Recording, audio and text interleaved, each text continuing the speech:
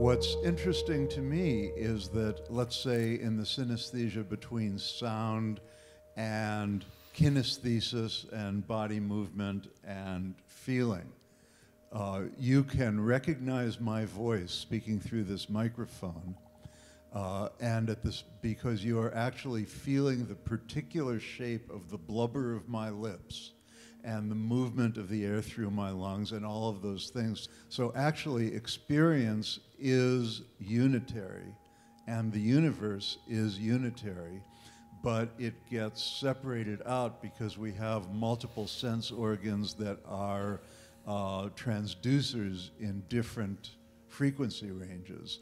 But actually we're taking unitary experience of the universe and of our bodies interacting with the universe and splitting them into departments, just as we split them into departments with a university.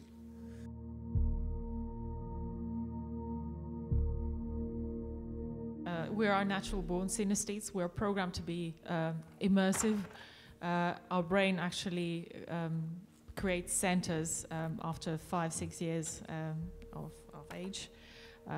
So we are integrated in the sensory modalities. What we learned at CERN is that the observer influences the observed. So it's a good question. Would the laws of physics still exist if nobody looked at them? Does art exist without an audience? Talking about unification of science, art, technology, I'm sorry, but I don't believe in that.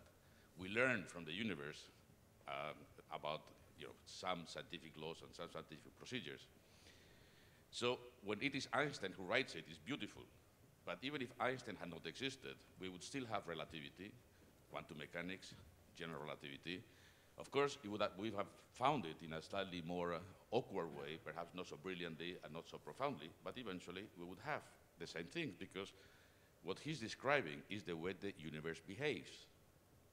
Art, on the contrary, is unrepeatable. There is no way that if Beethoven was not born, anybody would actually have composed the Ninth Symphony. So in a sense, this is a fundamental difference between what we do in science and what people do in art. You know, the great improviser Beethoven, whose improvisations could not be recorded because he lived in between those two monumental dates of Western music, which I'll call Guido and Tom. In 1025, Guido of Arezzo invented music notation, which is the digital representation of sound in separate units of, A, B flat, B natural, and so forth, which enabled us to communicate and teach and so forth, but impoverished the material.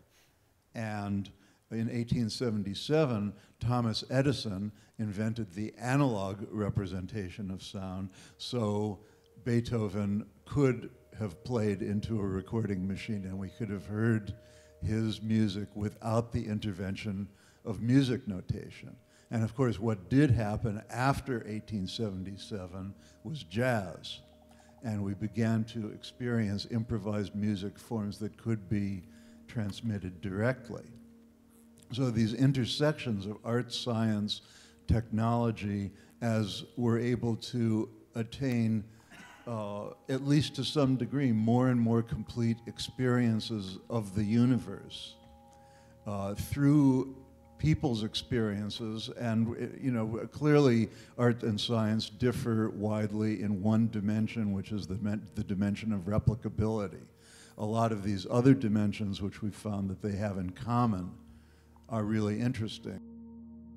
This business of subjectivity is an important part of recognizing the influence and the relevance of our humanity in our process of inquiry.